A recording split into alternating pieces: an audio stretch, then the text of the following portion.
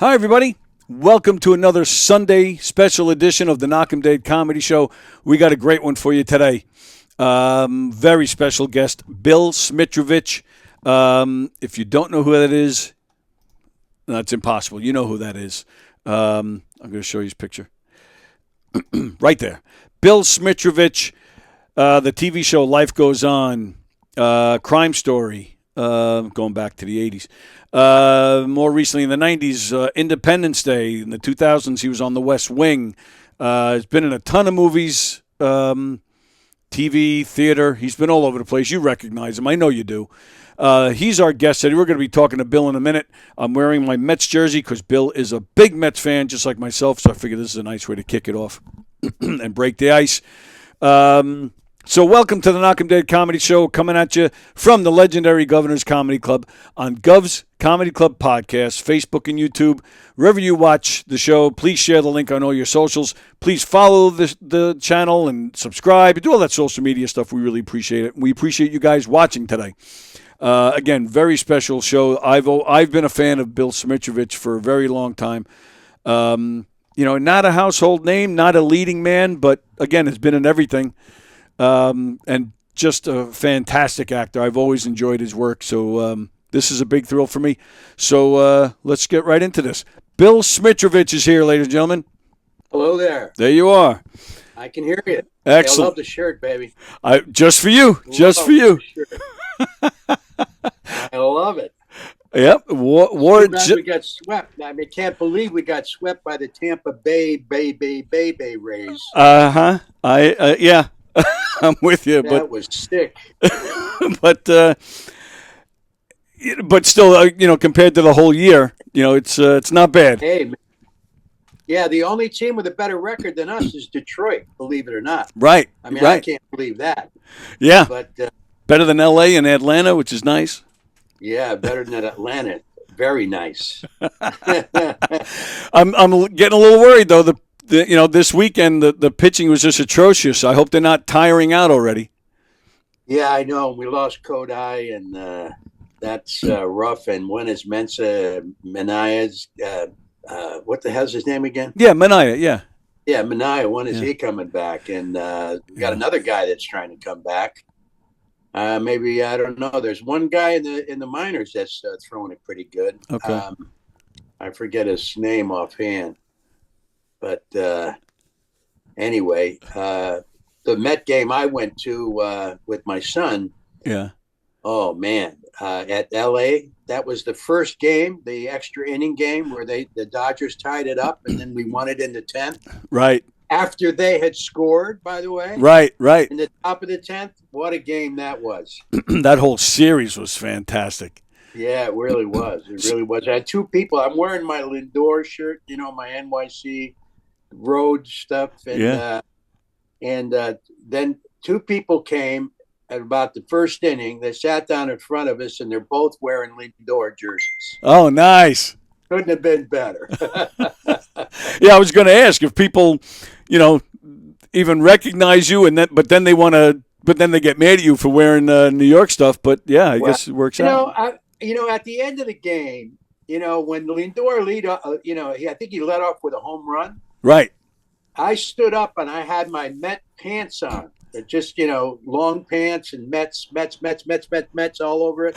So I got up and did my dance, and I'm like this, and they didn't give me a hard time, Wow. And I turned around at the end of the game and I said, I was with my son. I said, you know what? You Dodger fans are great. And I'm not saying that because we won, but because I never get a hard time coming here wearing Met colors. Right. If I was wearing Giant colors, forget about it. Yeah, That's a whole other story, man. So you got Mary Hart's not banning you from Entertainment Tonight or anything, huh? I'm always amazed that she doesn't show up for some games, Right. Yeah, I always look for her. The house. All the time. But that does say a lot about LA because, you can't. You did try that at Yankee Stadium. You're lucky if you get out alive. Yeah. How many times do you go to Yankee Stadium to see the Yankee Met game? I have a fair share of them. I mean, I mostly go to the old Shea or City to see that. It's hard to call it City Field, isn't it? It's I mean, it's what, 15 years in, but it still doesn't feel like home to me. Yeah, I know what you mean. Yeah, Shea was such a dump, but there were so many great memories there. Oh, so many great memories. Yeah, indeed. I mean, that place rocked. I mean, when the friggin' building would shake. Yes.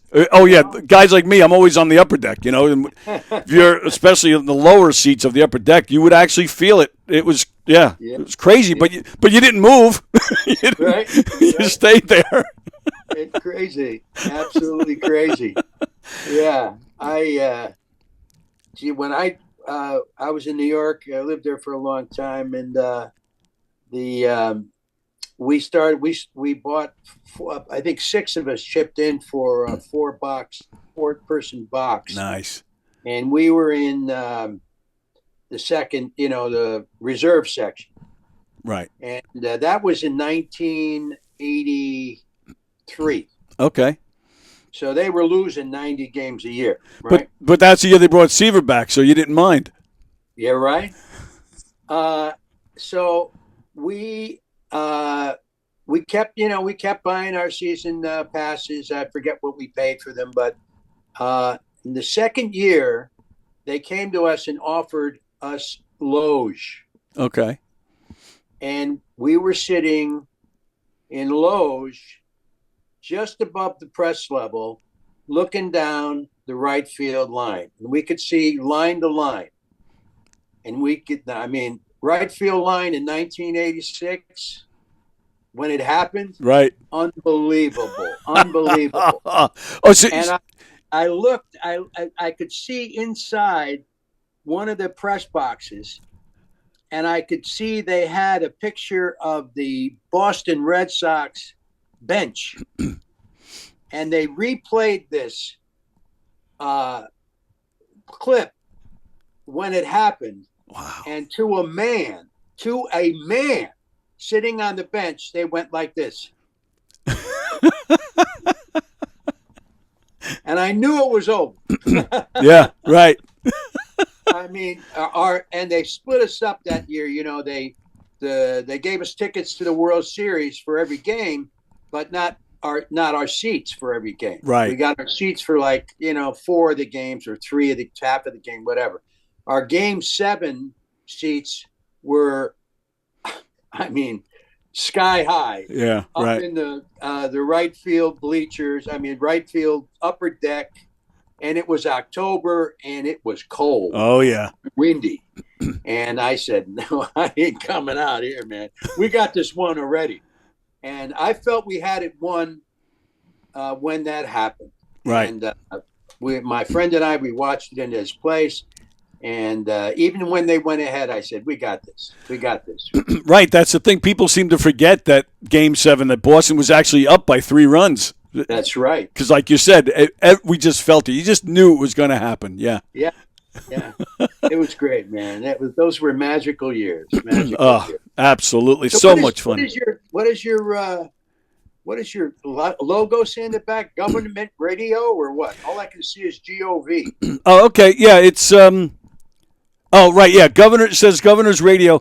So I don't know if you're familiar or not, but Governor's Comedy Club. Field. Oh, Governor's Comedy Club. Governor's Comedy Club. Governor's Field somewhere around there.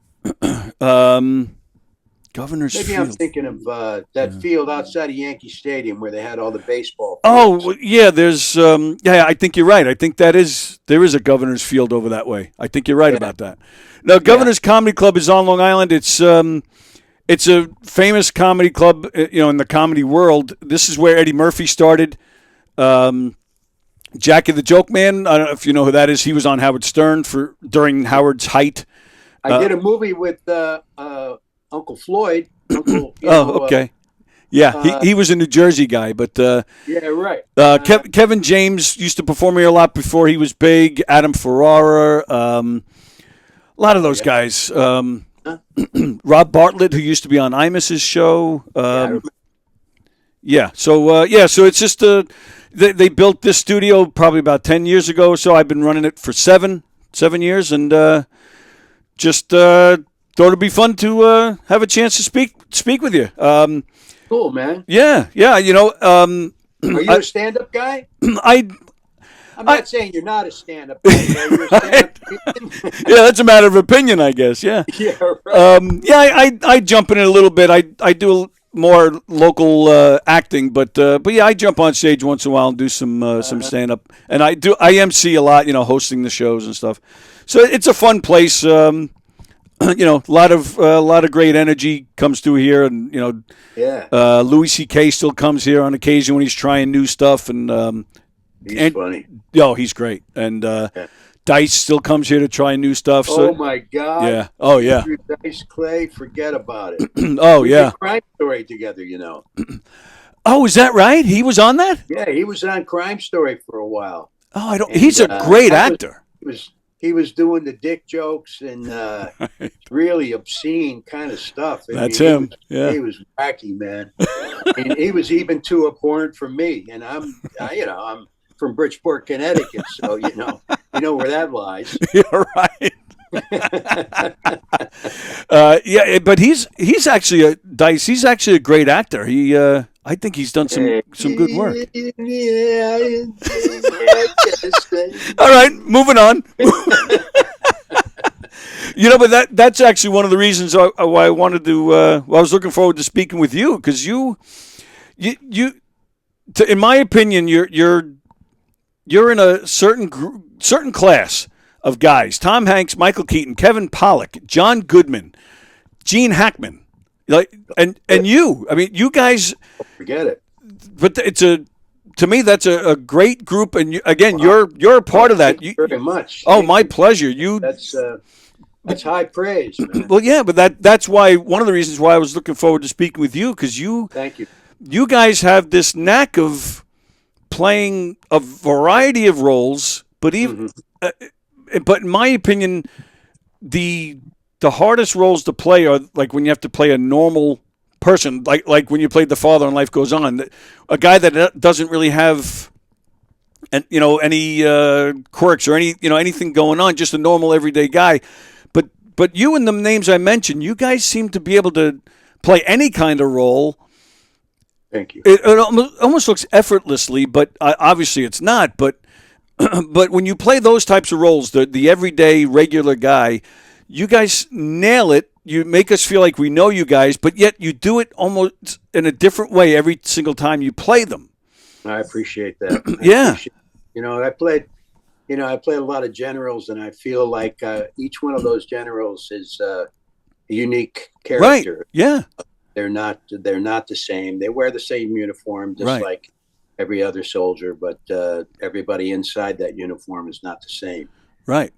It was a great privilege and honor to play in 13 days Maxwell Taylor. Sure. Who upon reading his book a couple of times, it was astounding the career that he had and who he was as a chairman of Joint Chiefs during the Cuban Missile Crisis. A lot of people aren't as old as I am, so they don't remember that. But he, a very interesting man. He was brought out of retirement by JFK to come back as the chairman of the Joint Chiefs during this time, and he called him on the phone, and he said, geez, I got to talk to Rockefeller. I'm working for Rockefeller now. And he was overseeing the building of Rockefeller Center and Lincoln Center. Right. And that was his job. And JFK had to call Rockefeller to get him permission so he could come back to the White House and be a chairman of the Joint Chiefs. Jeez. And thankfully he did that, or else I wouldn't have been in the film.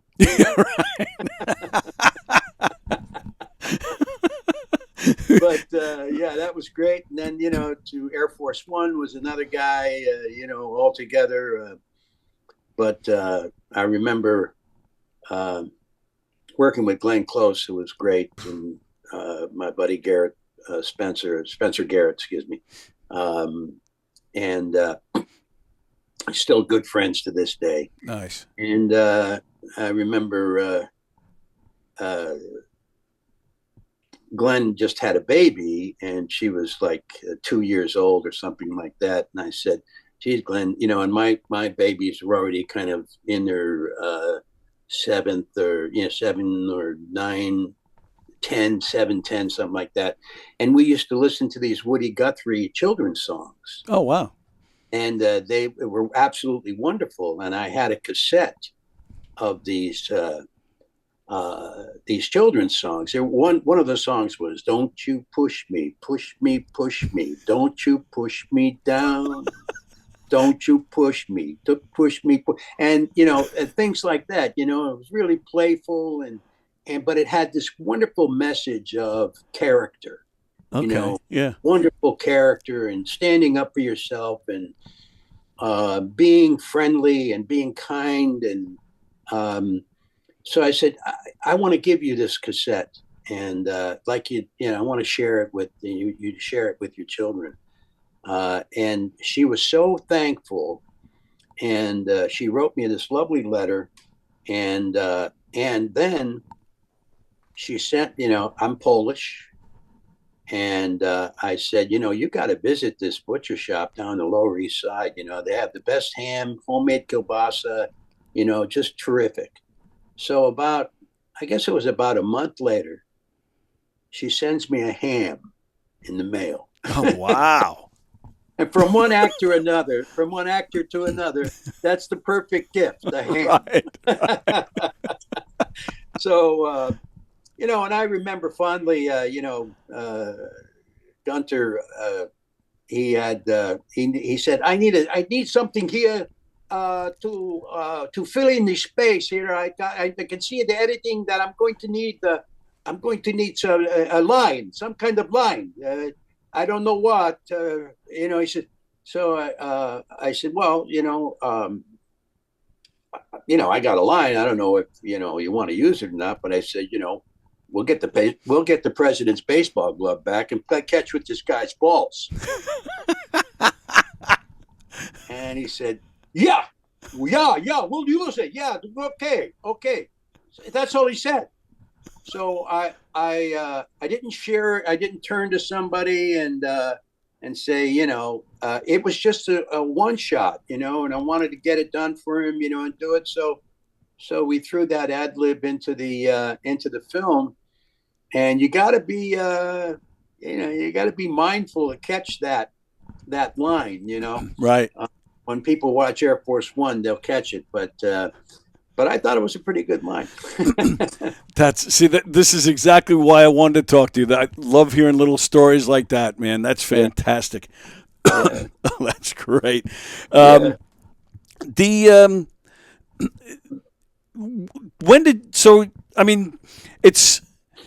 I think it's easier to list things you haven't been in as opposed to what you have been. But is it was it a conscious decision to become like a supporting guy, or did you just fall into that after a while? Do you just surrender to that, or? It's funny that you say that. When after I left Life Goes On, unfortunately, it didn't go into a fifth year syndication, which is really regretful because it was the most gratifying role I have ever had in my career. Oh, wow. To play the father of the groundbreaking television show like that. Sure. The father of a Down syndrome kid who was just remarkable individual and came from a remarkable family. Right. In fact, Chris's father, Frank Burke, was a captain and then an inspector in the police department, the New York PD, NYPD. And he served in World War II. Oh, wow. And a prisoner of war in Stalag 13. Wow. For 2 years. Yeah. Holy cow. Yeah. Wow. And remarkable man, remarkable. Yeah. And, it just was so behind the scenes. It wasn't, it was kind of rough. It had some rough spots, but, we lost our Monique Lanier, who was the original older daughter from the other marriage. Oh, And okay. Yeah. she was replaced by Tracy Needham, who they were both marvelous. But um, it it was a wonderful time. And when I left Life Goes On, I was offered this Chris Carter show called Millennium, Okay. and I did the pilot, and the pilot was fantastic. Really, really great pilot. It is one of the best pilots I've been a part of, and I've been a part of Miami Vice, Crime Story, many pilots. Life Goes On, but it was really a great story about a profiler, played by Lance Henriksen. But when Chris pitched the show to me um, and what it was going to be about, he said it was going to be well. There's going to be three elements to it. It's going to be the murder profiler.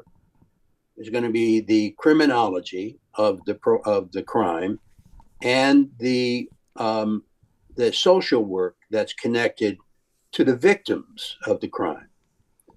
Because Frank Black's wife, Lance Henriksen's wife, played by Megan Gallagher, wonderful actress, she was a social service worker.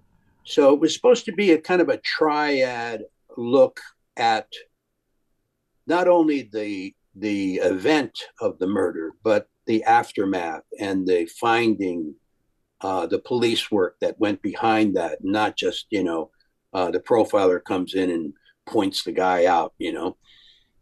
So as we got into the series, it became more about the gore. Another 50-gallon drum of blood, another 50-gallon drum of blood, another 50-gallon drum of blood. I mean, there was more blood on that show in the first year, and and less criminology, less social service, less of the triad of the work, and it started to kind of bother me. Yeah. And I quit. I had a meeting with Chris Carter, and I said, "Listen, this isn't what I signed up for. I signed up for what you had pitched to me, and it doesn't seem like you're going that way. It seems to me you're going for the gore and the shock only. That's the only thing." And so I left, but I had a guy. Get back to your thing about supporting roles. I was interviewed.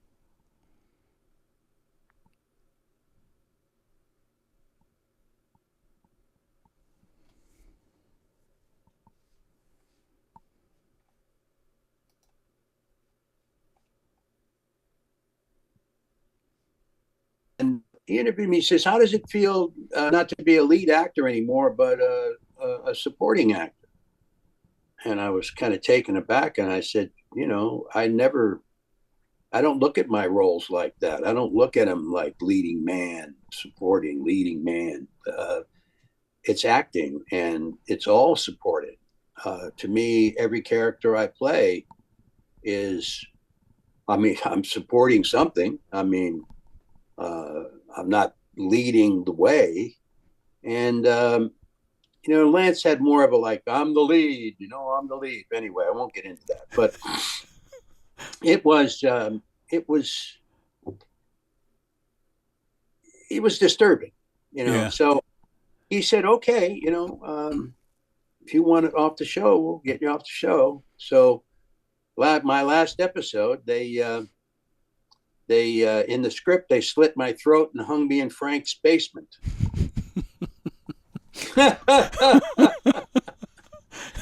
So this was my thanks. Right. I got to my trailer and I was soaked in blood. So yeah, you didn't like all the gore, and then Yeah, that's exactly. a nice little You don't like all the gore? Well, here you go. Right. Let me slit your throat and hang you somewhere. But that So so for that all you listeners out there, that's how it ended, folks. spoiler. But that's I admire that because so many people are just worried about paycheck, and where you're, and I'm with you. I constantly worry about quality over quantity Yeah, and cashing in, so to speak. So yeah. yeah, and I lost my dad when I was 17. He died of a stroke, and he was 45 and wow, fought in World War II. Wonderful guy. There was a airborne 82nd Airborne 101st Division paratrooper jumping out of hang gliders behind enemy lines. He was a real hero. And I thought a lot about my dad throughout Life Goes On, and I guess you could basically say I based my character on my dad. oh, very nice. Uh, Now I kind, appreciate it even more. understanding and um, willing to take in guys that were on some tough times after Yeah, the war. Put guys to work. He had a gas station. He had a guy who was mm, you know kind of edgy that was suffering from PTSD before PTSD was PTSD, and right. he took him in. He was a man's man, and that's um, that's what I thought. That's what I thought. Um, the character I played on Life Goes On was. He very much like Frank, actually. Chris's father. But anyway, it was were good times. Real good times. That's yeah. You just gave me even more of an appreciation for that show after hearing that. Well, Um, thank yeah, and yeah, your father and Chris's father definitely heroes, and that's and even an acting perspective. Again, to find out where you're drawing your character from. I mean, that's amazing to me. That this is this is amazing stuff already. I feel like we've just started, and this is already great. But what about working with Chris himself? Was was that a challenge? I mean, I'm assuming. Well, so yeah, of course, it was a challenge. I mean, it was a challenge for him, Well, frankly. yeah, true. And we would do many takes, and sometimes the director was, would do it so much that for Chris would just run out of gas, and Yeah, we had to in the beginning years we had to adjust his diet. We took all the sodas and all the crap off the craft service. oh You wow. know, he ate healthier. He wasn't filled with sugar and things like that. Diet sodas, even no bueno. Yeah, right. If I wanted something like that, I would go to the crew. And, I'd go to the sound truck and see what they had in their cooler. But um, you know, marvelous story about Chris. When we had our first read through um, in the pilot, there was a scene of him. He was matriculating into a regular high school, and um, he he in the scene. Libby and I are brought into the principal's office because Chris was accused of cheating, Okay. and the it was an English class, and they were studying Edgar Allan Poe, and they were studying The Raven, the poem The Raven, Right. and Chris told Corky told me that I didn't cheat. I didn't cheat. I wasn't cheating. He was helping somebody else. Actually, somebody was cheating off him. Right. So the principal says to him, "So you weren't cheating?" Well, can you tell me a little bit about Edgar Allan Poe? Can you give me a little bit of The Raven, the poem? And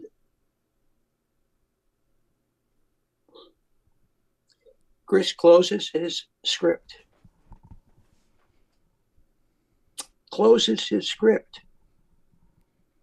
and recites The Raven. Oh, wow. It was a moment I will never forget. And I was just blown away. I said, wow, this kid is like special. I mean, he worked really, really, really, really hard to get that before we had that first reading. And it was just so damn impressive. Wow. And he was just a wonderful young man, and he is still, I mean, he's like 58 now, I think. Wow. And I call him once in a while, on his birthday in August. There were times when, he would do my POV, which is the camera is over my shoulder and getting his coverage, right? And then when it came around to his POV, he would have trouble with the lines. There were no cue cards or anything like that, because you could see him reading the cue card.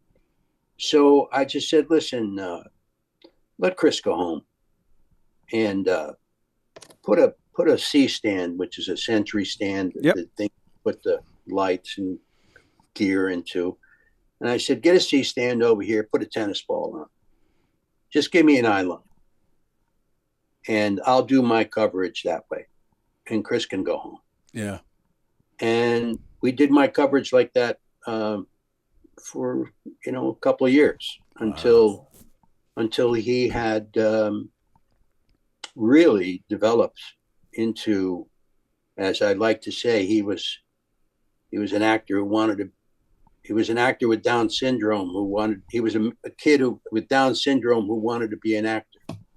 Right. And by the end of that show, he was an actor who happened to have Down syndrome. Right. And this was that was wonderful. I have a daughter, a 26-year-old daughter who's on the autistic spectrum. So I loved hearing all this. Yeah. And to hear that story with the Raven, that got me.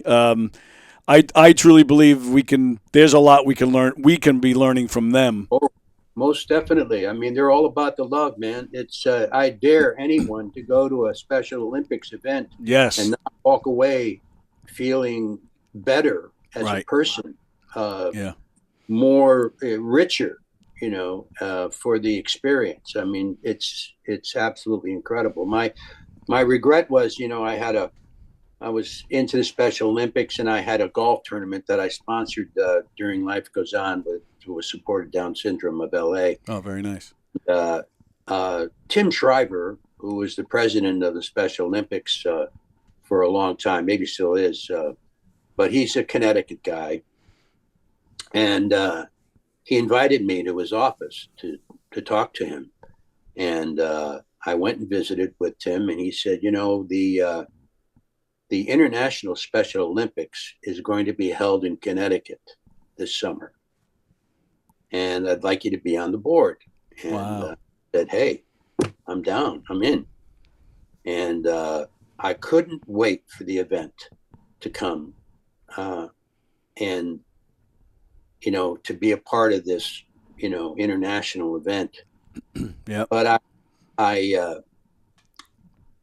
it's not unfortunate, but just the timing of this movie called Nick of Time, ironically, with Johnny Depp and Marsha Mason and Chris Walken. And Chris was great, by the way. We had a great time together. And John Badham, who directed Saturday Night Live, or Saturday Night Fever, he wanted to follow a a Hitchcock kind of way of shooting the film, which was we do it page by page by page. Oh, We wow. don't jump around. Right. We're going to start page 1 and we're going to end at page 93.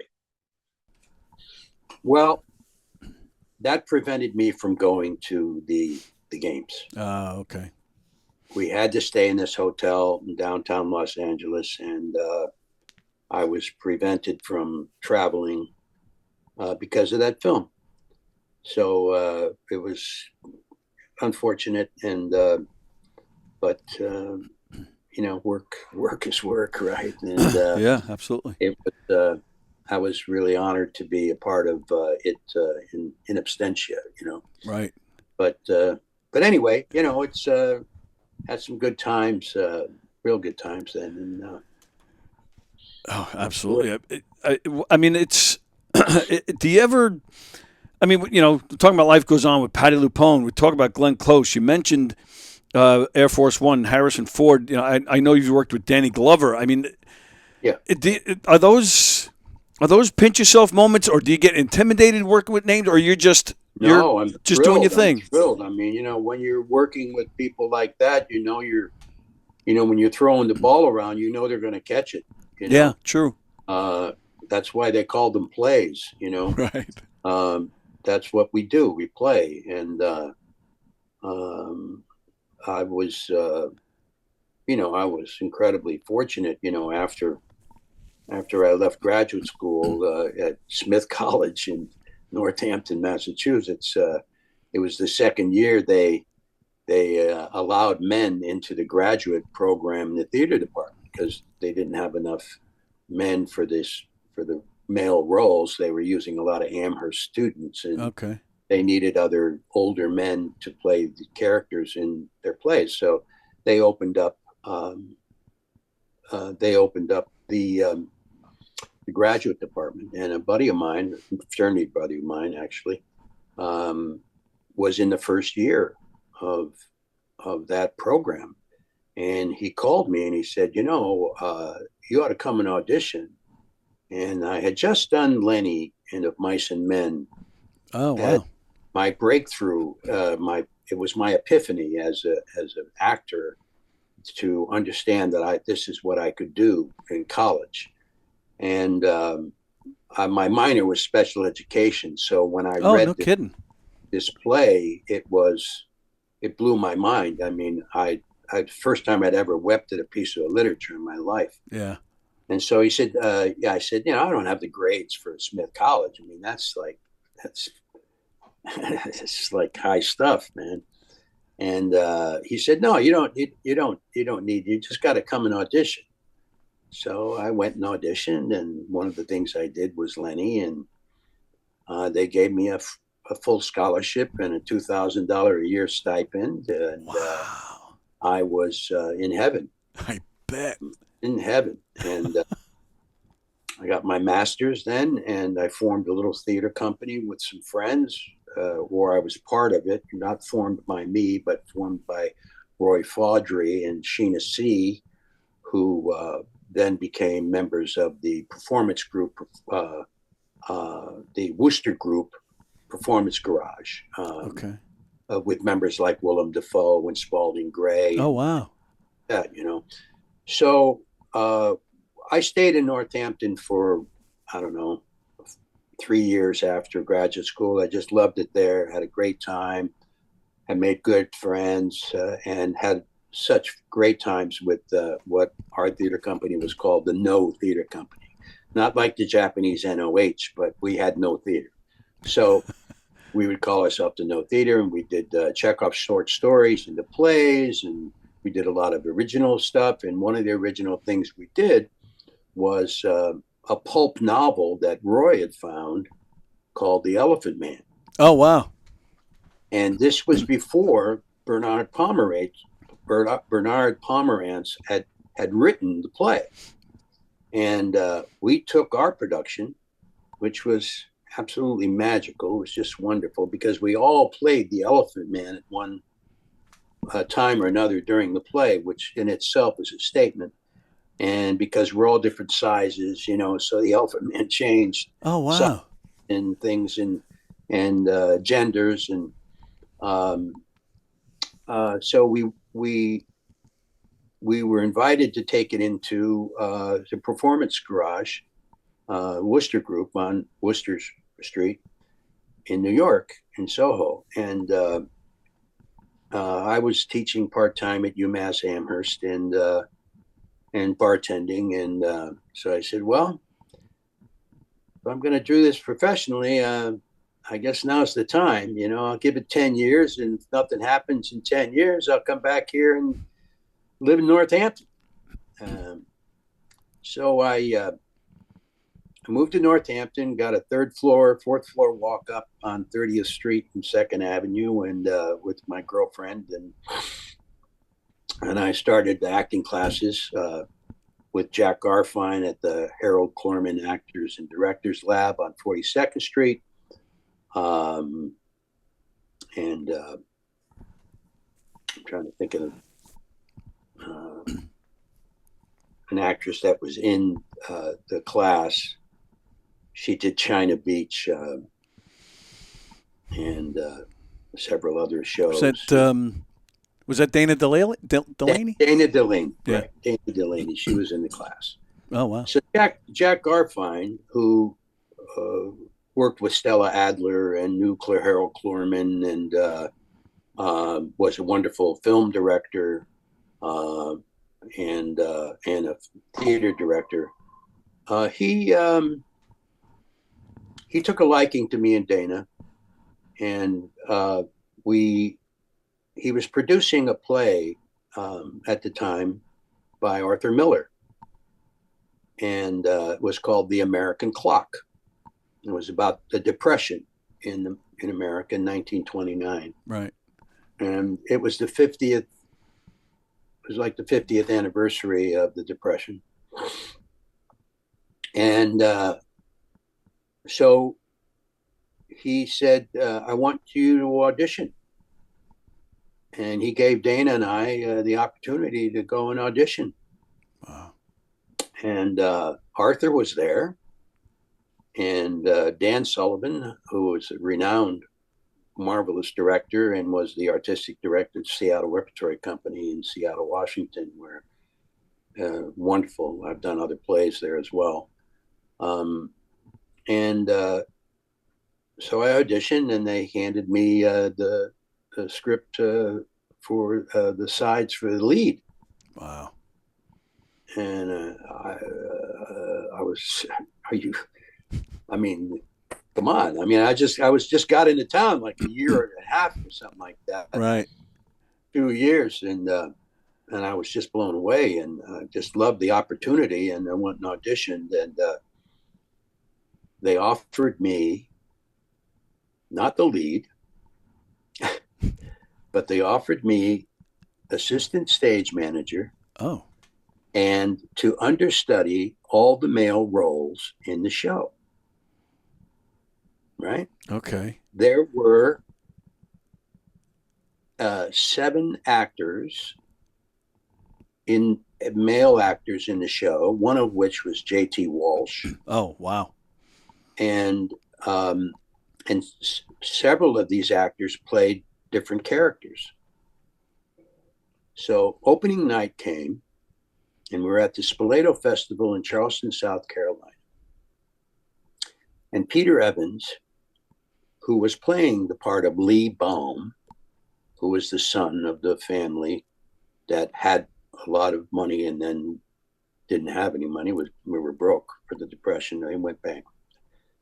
And Arthur's sister, Joan Copeland, was in the cast as well. And many wonderful other wonderful actors who taught at HB Studios and things like that. And so opening night came, and Peter Evans was really sick. Oh, wow. And he went on stage with like 103, 104 temperature, did the opening night, like a trooper. Yeah. And he couldn't go on for the next 3 shows, which was the evening show, and then a matinee, and then an evening show. It was the weekend. Right. So I had to go on for the lead. And I was so prepared. Tony, I'm telling you, I knew, I went to every rehearsal. I didn't have to do any assistant stage managing. All I wanted to do was sit in the audience and absorb the play, Right. watch this happening, watch these professionals work. And that was my first equity credit. That's how I got my equity credit. Oh, wow. And so I went on, and it went very well, and standing ovations, and the show went on without a hitch. And 3 shows later, we had a day off, and then Peter came back and did the rest of the run there. But newspapers came to interview me, the local newspaper, and I got a big write-up, and Nice. and but when I went back to New York, word got out, and I started to book things that I wasn't booking before. Oh, wow. And it really was a boost to my career. I mean, big time. Oh, sure. And it was really a special moment in my life, and I'll never forget it. And I'll never forget working with Arthur. And yeah, that was special. Those were special days. And then the show went to Broadway, and I was offered. J.T. Walsh didn't go on with the show to Broadway, so I took over for him. He played 3 roles in the show. They were small roles. Yeah. But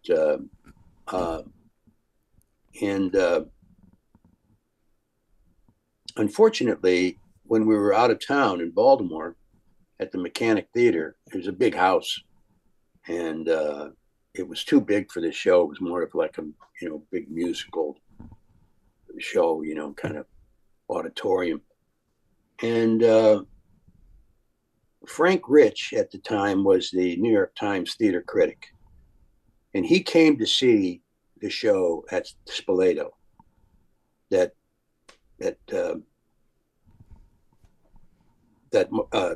Dan Sullivan directed. Right. And he gave it a rave. He just loved it. So we thought, hey, we're good. So we're in Baltimore,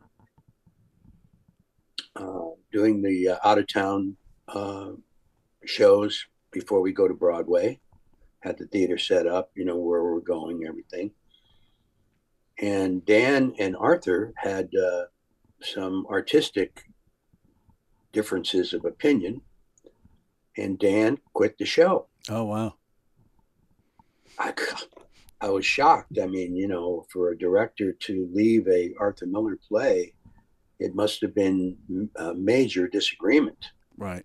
And as it turned out, it was a major disagreement, and it was over. They brought in another director named Vivian Madelon, who had just won a Tony for Mornings at 7, which is a musical. Right. Mm-hmm. And what he did with the show, it was obvious what he had done.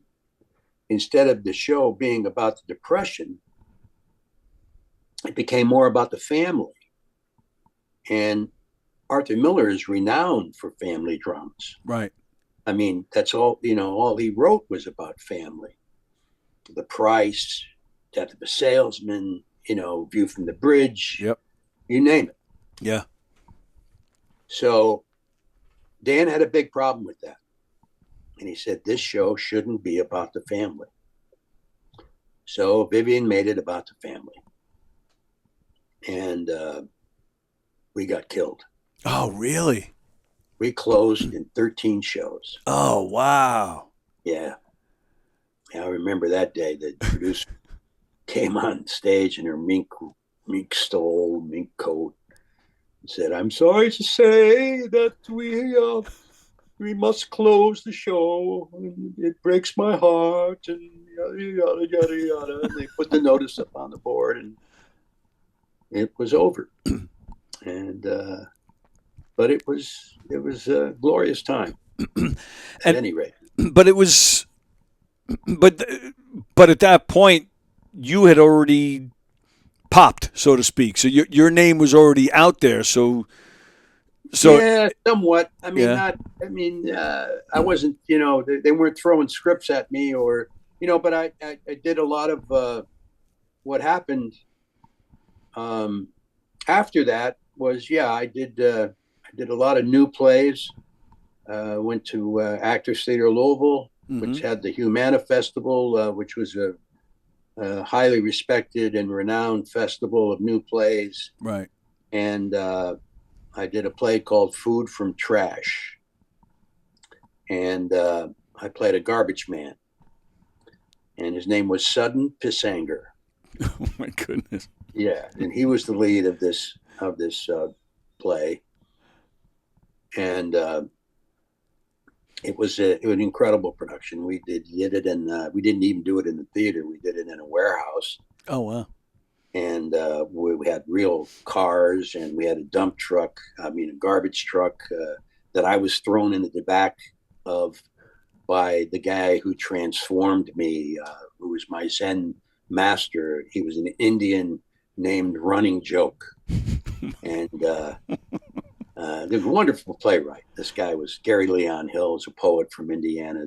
He was Nebraska, excuse me, and he was just so much fun and had written a marvelous play about the environment and how people, how we needed to start to think about what we were putting in our trash, what we were putting in our landfills, and things of that Oh, nature. okay. Interesting.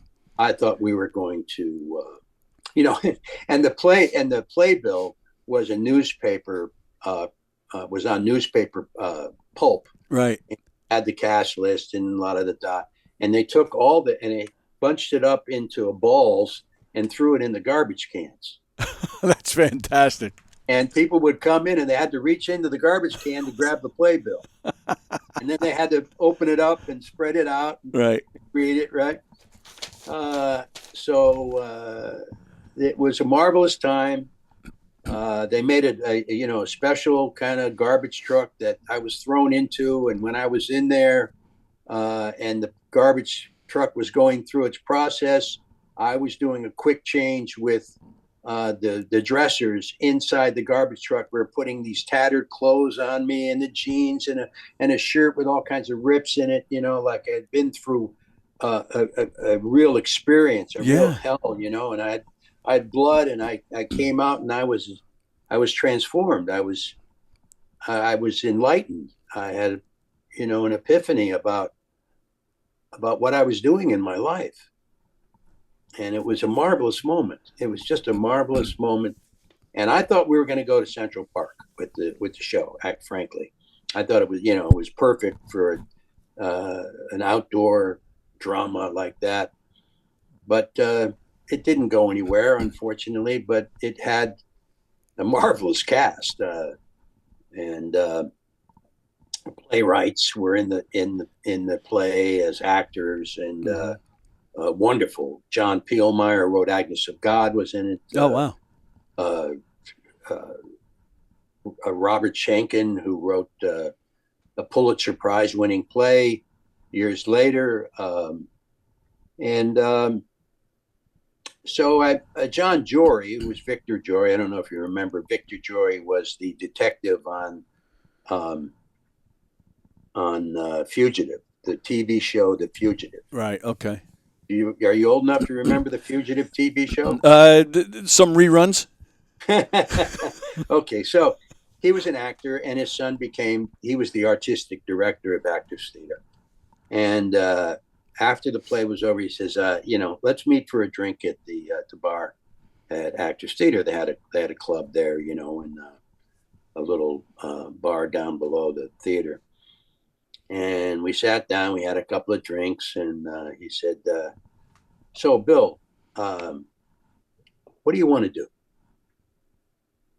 And I said, what do you mean, what do I want to do?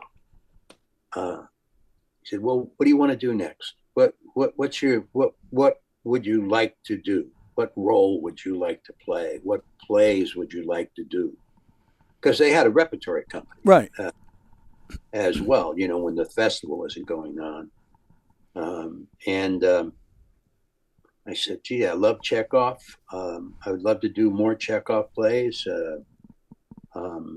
Arthur Miller, I love Arthur Miller. And I thought for a moment, and then I said, you know what? The thing that changed my life was playing Lenny in Of Mice and Men. And now that I've been an actor for, I don't know, I guess it was 6 or 7 years or more, I said, I wouldn't mind giving that another shot. So a couple of weeks went by, a couple of 2-3 weeks, and my phone rings, the ones you actually picked up and went, hello, right? Yeah. With no ID, yeah. Right. And it was John Jory's assistant. And she says, I'm calling for John. John would like to know if you'd like to go on a tour to Hong Kong in the Hong Kong International Theater Arts Festival and play Lenny in Of Mice and Men. Wow. And after I got up off the floor, I said, I'll be there. Let me know what's going on. I'm there. Yes, yeah. Yes. Wow. And we went there, and we did Frank, the writer for Food from Trash. He was in the cast. Ken Jenkins played George, wonderful actor. Yeah, I think Gary Leon Hill, who wrote Food from Trash, he was one of the farm workers, and a woman directed it, and we rehearsed in Louisville, and then we flew to Hong Kong, and which was remarkable because it was still a British colony then. Oh, okay. Before Britain gave Hong Kong back to China, and so I had makeup towels with Hong Kong International Arts Festival on it, and the year that it was going to be free from British rule, and we had great crowds. A lot of them wore earphones that would translate. Oh, okay. Oh, wow. The play for them, but the play is so wonderful. The images of the play tell the story. Right away that Lenny is challenged. Right. Right away that he's being abused by this one guy. Right away that the one guy is a woman abuser. Mm-hmm. Right away that the boss is not going to do anything.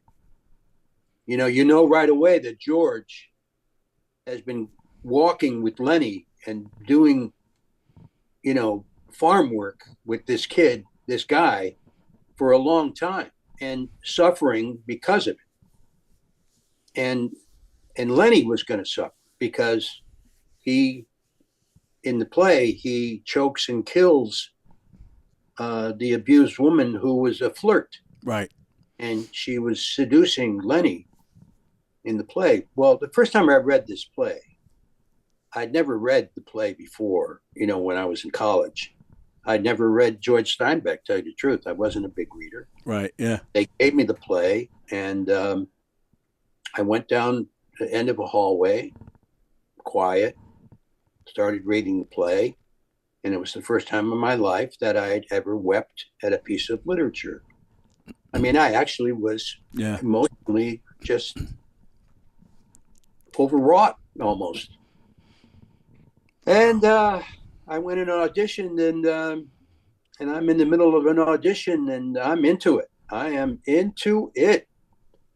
And I start this audition with, the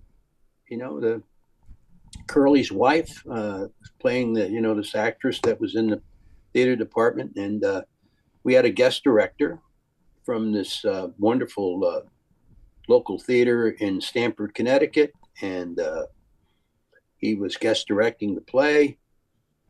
And he and the assistant director who was in the theater department somewhere in the middle of my audition, they started laughing.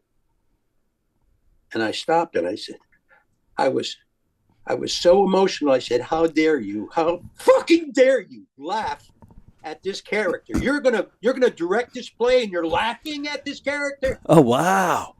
And I was upset, visibly, emotionally upset. And they said, no. We're not laughing at you. We're laughing because we finally found our Lenny. Wow. Yeah. And that was my epiphany. And so when we went to Hong Kong and did that play, I took the opportunity. I'd made some money making commercials, and so I said, now's my time. If I'm going to travel, I better do it now. So a lot of the cast, not a lot, but I mean, a few of the cast were led into China, which was a big deal. I mean, at that time, you just couldn't walk into China. Right. So I decided, I had a friend of mine who I worked with at the River Cafe in Brooklyn. It's a restaurant underneath the Brooklyn Bridge on the East River. I don't know if you know it or no, heard I of don't. Yeah. But it's quite. You know the place? No, I don't. Sorry. It's, if you ever want to take your wife on one of the most romantic dates in your lifetime. Really? Go to the River Cafe underneath the Brooklyn Bridge. I was a bartender and a waiter there, and one of the waiters was English. His name was Michael Foster. And Michael Foster and his wife Pauline, they were big Met fans. They loved the Mets. We went to the Met games together.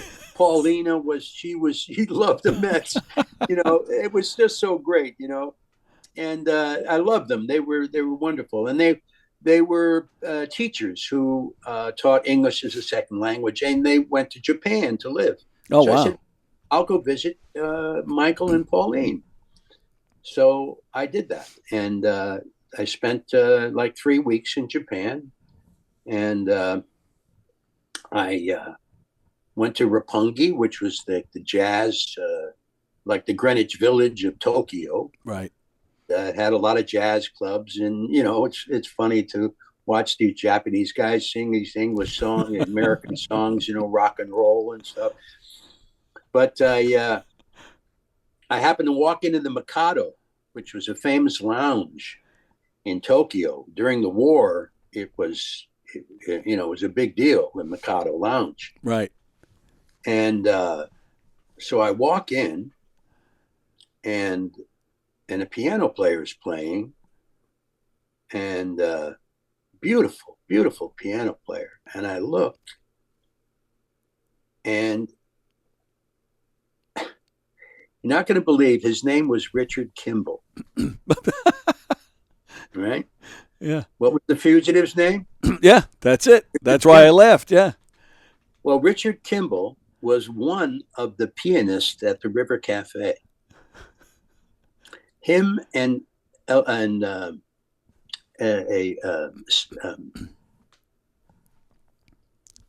Salvador.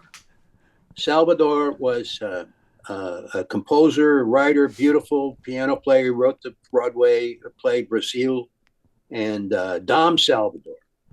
And Dom and Richard would switch off playing the piano at night at the River Cafe.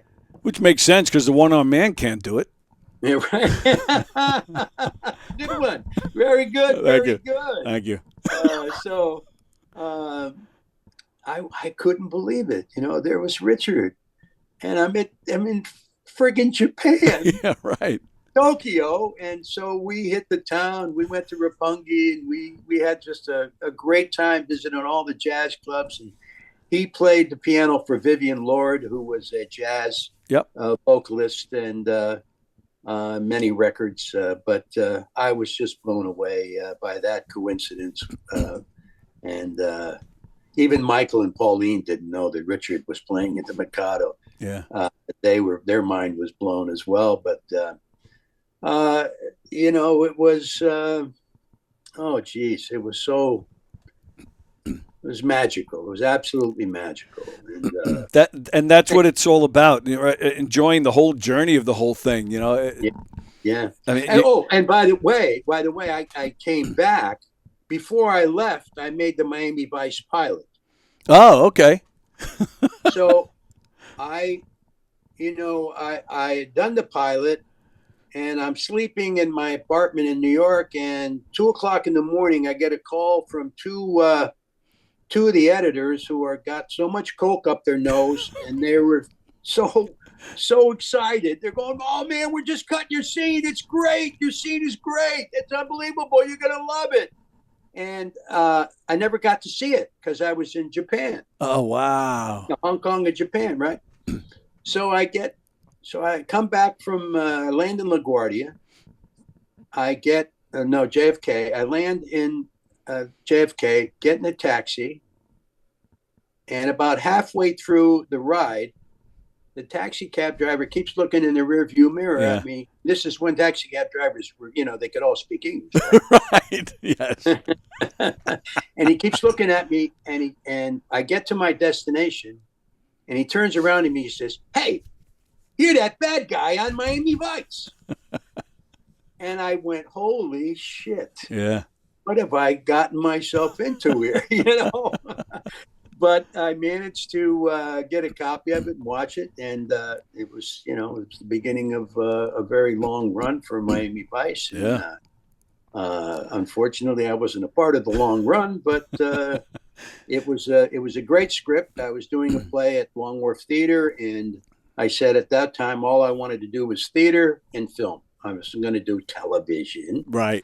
So, but I was sent this script, and it was called the Gold Coast, and later on changed to Miami Vice. Yeah, I mean that was huge, that show. So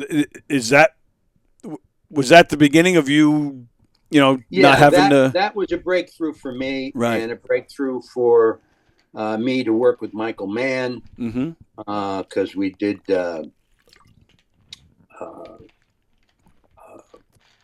Manhunter. We did Band of the Hand, and then when we're doing Manhunter, he asked me. Dennis Farina was in it, Bill Peterson, a lot of people, and Chris Wilson, Stephen Lang, and we're at a break. We're setting up for another shot, and he calls me over. He says, "Hey, Bill, how'd you like to do a TV series? So you and Dennis would be partners." Yeah. I said, "Hey, yeah, I'd love to, but I don't want to carry anybody's coat." And he said, "Okay." And that's how Crime Story was started. It was right there. He was writing it, and that's how I got that job. I was offered the job when I was doing Manhunter. Nice. Yeah, what a great show that was. Yeah, and Stephen Lang was in the show as well, and my good friend John Polito, who's since gone, but as Dennis is, unfortunately. Right. Paul Butler is, as Stephen Bryan is, and it's sad to think that those guys aren't with us anymore. I mean, yeah. Dennis was such a natural, man. He was so good. Yeah, he stood out in anything he was in. He just he had Midnight Run. He was so funny in Midnight. That's right. I forgot about that. Yeah. Oh, he was funny. He was so good. I think of Snatch, actually. Oh, yeah. Yeah, well, he was in Heat, too. Michael Mann put him in Heat. Right. As one of the cops, and that's what he was. He was a cop. Right, yeah. 13 years, Wow. But anyway, I mean, I could go on forever, man. Stories on stories. I mentioned one guy, and there's a story. Right. I know. I could just sit back. I do want to ask quick, when you talk about Chekhov a lot, I did Marriage Proposal once. Did you ever do that one? Oh, that's from a short story, actually. Yes. Yeah. Loved it. Yeah. Ah, wonderful. Well, good for you. Oh, well, thanks. Wonderful. Oh, yeah, I what loved it. What theater do you work at? What theater? Do you have a local community theater there? There's a bunch of them here on Long Island. There's a lot of talent here on Long Island, but I bet. But it's a weird. Getting the people to come out unless you're doing a popular musical or you're doing Neil Simon. It's hard to get the people to come out to see something. A straight play. Yeah. Yeah, a straight play or something they never heard of. Classic, it can be a little bit of a battle, but yeah. sometimes in between musical runs or something, a local theater might sneak in a good straight play just so we can do something. So what was the name of the local theater? my New York is really coming out, yeah, huh? a little bit, just a little bit. Oh, hey, oh, it's just a little theater over there. So what was the name of the local theater? The local theater, if I remember right, I think it was called, it's still there. I think we did it at the Claire Rose Playhouse. Claire Rose. It's on the campus of St. Joseph's College in a town called Patchogue. Yeah, we played St. Joe's in basketball. I went to the University of Bridgeport. Oh, okay. And you probably beat us, right? We had a pretty good basketball team in those years. I believe it. I believe it. Manute Bol, who played in the NBA, the 7'4" guy. Oh, yes. Like a tree. He went to UB. Oh, is that right? Yeah, it was crazy. Anyway, another story. Right. All right. I don't know how much time you have. I don't know if I don't want to keep it. It's been over an hour. I don't know if you're right.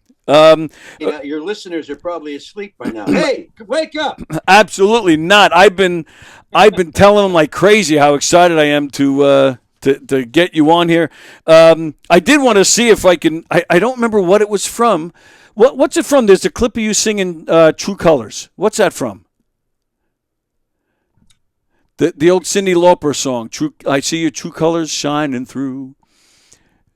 Oh God! It looks like you're doing. That light was on? No, it's more recent, and I don't remember what it was, but I wish I remember what it was from. I was going to ask you to sing a few bars from it, but.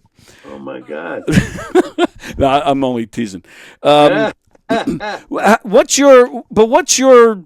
Again, I won't keep it much longer. Just a few more minutes, if you don't mind. Yeah, the Met game's almost done. Come on, let's go. Right. Actually, they're off today, which is good. The pitchers can use a day off. What's your? Off yesterday? Don't they play today? No, today's Monday, right? Yeah. Yeah, they played yesterday. They lost. Oh, I know. Yeah, right. That's right. So today, they're off today, and then tomorrow they start against Atlanta. Play Atlanta, yeah. Yep. What? So I've seen you with various roles, maybe the hairstyle a little differently, or I've even seen you in roles where your head is shaved, or some roles where you're wearing glasses. Is that all part of your process, or is that just the director telling you what they want? And if it's your process, how does the look help you? Well, I can see the bald look is something that's close to your heart. Yes, yeah, we have the same barber. Yes, and, close to your head. So that happened. The bald head for the November Man, where I worked with Pierce Brosnan. Right. That came out because I had shaved my head for here. I have this picture. You can't see my bald head because I'm wearing okay. I'm wearing a cap on my head, but that's David Mamet right there. Oh, okay, yeah, sure. And that's his wife, Miss Pickles. Oh. And this is the guy that played the Al Pacino role. I can't remember his name now. Damn it! But I played Donnie in American Buffalo, and I decided to shave my head. Okay. Role, and it was perfect. I mean, it really made a difference. I looked like I'd done some time. Right. I put tattoos on, and I had, gold chain, and I ran the pawn shop, So, I still had my head shaved, and I got a call to meet Roger Donaldson, who had directed 13 Days. Okay. And I went in for the audition, and I guess the casting director had told him that I was doing American Buffalo, and I shaved my head, and it looked totally different. and it might be right for this role of Frank, the guy that went bad. I do those went bad guys, you know. Right. Uh, but anyway, that's why I had that shaved head for November Man, and it was just perfect for the role. And I don't think I did any other bald shaven head roles after that. That I can remember anyway. But so, like you said, you felt like you look like a guy that did time. You look like a tough guy. Yeah. So so shaving your head like that kind of helps you get into that mode. And Oh, absolutely, yeah, absolutely. I freaked the cast out when I walked in. I said, "Well, I'm thinking about shaving my head," and everybody thought I was kidding, yeah. but I wasn't.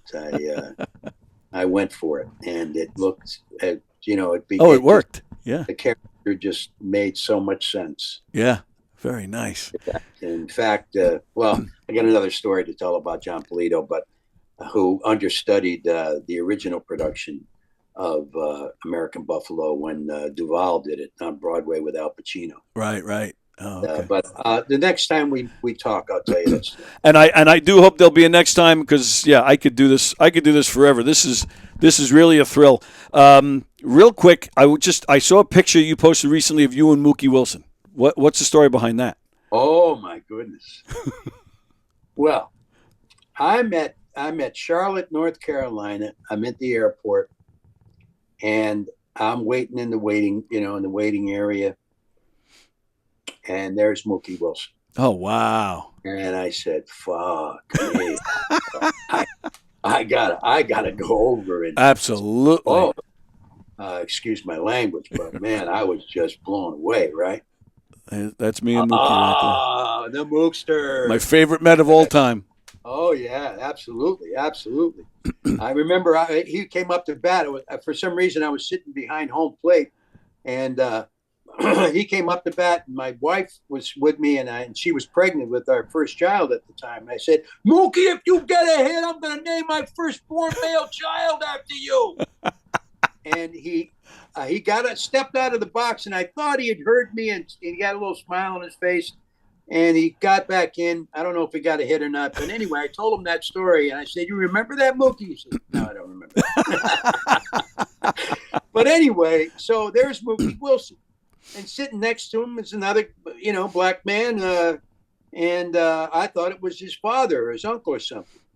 So I said, "Excuse me, Mookie, I don't mean to interrupt or anything, but I'm a huge Met fan. I was there in '86. I'll never forget it. It's a moment that lives in my lifetime. And do you mind if I sit and just talk to you for a while?" And they moved over, and I sat in the middle of them, and I was talking to Mookie, and I said, "Excuse me, I don't mean to, sorry, interrupt you. I mean," and I turned to Mookie and I said, "Is this your dad? Are you Mookie's dad or uncle or something?" And he goes, "No, I'm Cleon Jones." Oh my goodness! Right? You didn't recognize Cleon Jones? I didn't. I swear to God. I mean, I couldn't believe it. Here I am sitting between 1969 and 1986. Right. And and I said, "I got to take a picture of this."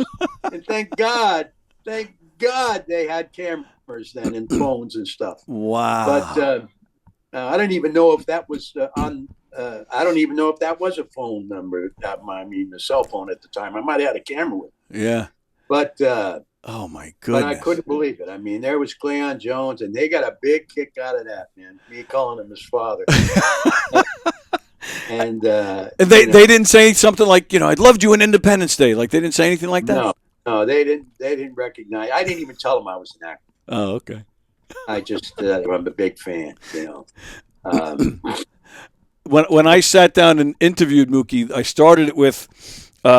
I'm looking at the camera, and I said, "Ladies and gentlemen, this is a personal thrill. This next gentleman I have here today, who can forget, the big appearance back in 1986, the big moment. Of course, I'm talking about his appearance on Sesame Street." And then he just started laughing and that just got us right off on a good That's jet right great. there. Well, Yeah, good for you. yeah, Good for yeah. you. That was That's a sweet intro. that was like meeting Santa Claus for me, man. That was something. And yeah, I'll Him, say. him, and I met Spanky from Little Rascals once. That was like another. Get out of here. That was Incredible. that was. Well, I better not tell this joke. Okay. Yeah. All right. I'll let you go. Real quick before we go, is there anything you have coming up that you want to promote or push or anything? Or Well, no. okay, good enough. It's been so slow in this town lately. Everybody's saying. I'm hearing that a lot. It's incredible. It's incredible. I have a voiceover agent now, and I'm hoping that I just auditioned for a mocap for a game. Okay. Actually. And it was good writing, really good writing. So Yeah. I'm hoping that that comes through. But the last thing I did was the Joker, Folie à Deux, Right. the sequel to the Joker. Yep. And I had a great time. Lady Gaga was fabulous, and I got to meet one of my favorites, Catherine Keener. Oh, sure. Who I have a great respect for, and we have a mutual admiration society going. So that was great, and we spent some good time together. So I spent some good time with Lady Gaga. Stephanie. We had some good New York City talk. Very nice. So that was. But during that time, I fell in the makeup trailer, and I injured my shoulder, and had to get a reverse shoulder replacement operation. Oh, wow. It took a long time for it to heal, and I went on workman's comp for a while, thank God. Yeah. And now that's come to an end, and I'm good to go. So what do you mean reverse? Like the shoulder can go like the other way? Well, no. Now the reverse shoulder replacement is they take instead of it being a ball and a socket, right? They put the socket over here, yeah, and the ball over here. Oh, it's the weirdest thing. Yeah, I'm trying to rationalize that. Yeah. They implant the ball in your shoulder, up here. Yeah. And then in this bone, they put the socket. Oh. And it's still, I have a little bit of limited movement, but not much. It's been over a year now, and I've a lot of therapy, a lot of physical therapy, and I wish some of it was mental therapy. I could really use it. But so there's no fixing that. I'm ready going. I'm ready to go again. So good. Anybody out there wants to hire me, maybe at the Claire Rose Theater. I don't know if they can afford you, but I'll let them know. I'll be sure to let them know. Oh, hey, look, let the people know at these signing conventions that I'd like to be a part of them if they want to have me out there as one of their guests. I have a lot of,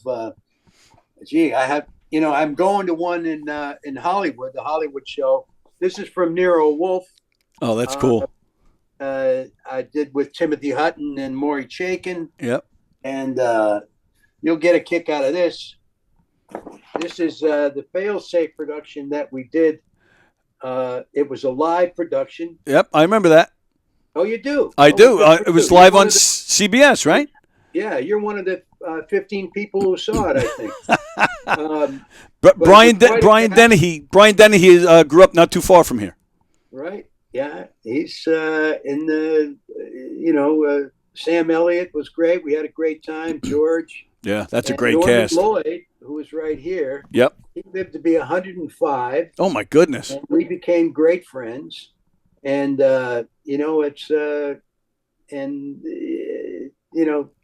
Hank Azaria and things like that. Yeah. But this is one of my favorites. I don't know if you saw Crazy People or not. Oh, Dudley Moore. Right. Once I saw Dudley Moore, then it came back to me. Yeah. Okay.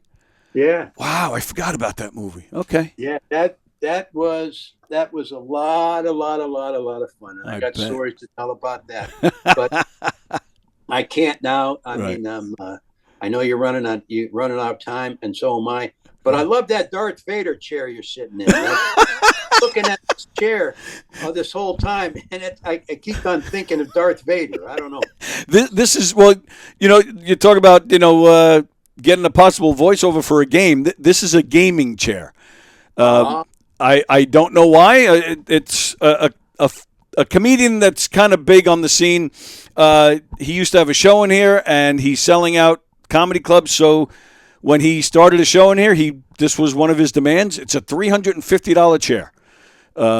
So he did a show here for a couple of years, and then he left. So now I sit in the seat. So is my chair in the mail? Well, yeah. Look, I have another one.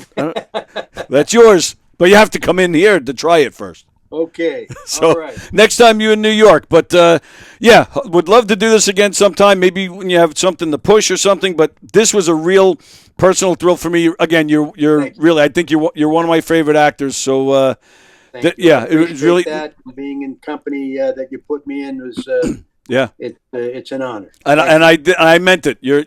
You've been fantastic in everything that I've seen you in, and yeah, it was nice to kind of, as a guy who likes to act, this was nice to get into your head a little bit and hear, the stories and how you approach things. So yeah, I would love to do this again sometime, but I won't bug you for a while. Promise.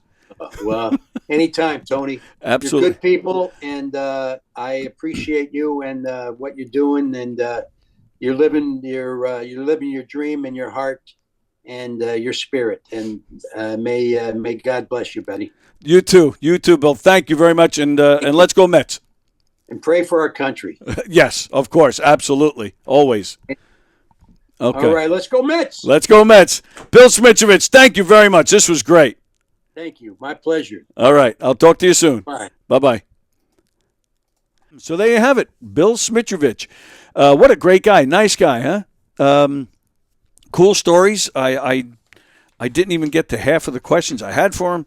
But, man, that was a lot of fun. And, again, like I said earlier, a big thrill for me to have him on. Just, from an acting perspective, he's just a tremendous actor, and I've always enjoyed his work. So hope you enjoyed that. I thought that was a lot of fun. Very nice man. So there you go, Bill Smitrovich. So today is Sunday. We thank you for hanging out with us today on this special Sunday edition of Knock 'em Dead Comedy. We're back tomorrow, of course. Tomorrow is Monday. So hopefully Jeff and Tyler will be back on the show tomorrow. Coffee with the Dog tomorrow morning at 9 a.m. We're on at 11 a.m. tomorrow night. Steve Squared at 6:30. So keep it locked to Gov's Comedy Club podcast on YouTube and Facebook. And don't forget Governor's Comedy Clubs, Levittown, Belmore, and Bohemia. Martin Amini is playing the club in Levittown this coming weekend. Let's see, who's in the Giga Room this weekend? Terry McNeely and friends. Bonnie Scalisi, Mandy Jones, Nicole LaMonaco, Mike Tanzi, Joe Winchell. A bunch of great comedians. Megan Hanley. She's playing the Giggle Room this Saturday. She'll be on the show with us tomorrow. I totally forgot. Megan Hanley joins us in the studio tomorrow. One of my favorite comedians and just a great person. I love Megan. So, yeah, come join us tomorrow. Megan Hanley will be in the studio with us, and then in the Giggle Room on Saturday. John Rudnitsky is playing the Brokerage this weekend. And at McGuire's in Bohemia, let's see, who? Luis Lopez, ladies and gentlemen, Luis Lopez. And what was that, Sunday? June 29th. Is that Sunday? I think it is, right? One Funny Lisa Marie. Governors presents One Funny Lisa Marie. She's playing at the Suffolk Theater out in Riverhead. So go check her out. She's fantastic. All right. That does it for us today. Don't forget knockemdeadcomedy.com. Check us out and everything we have going on. Enjoy the rest of your Sunday. Hope you enjoyed this today as much as I did. This was a lot of fun. Thanks again to Bill Smitrovich. Enjoy the rest of your Sunday, and we'll see you guys tomorrow. See ya.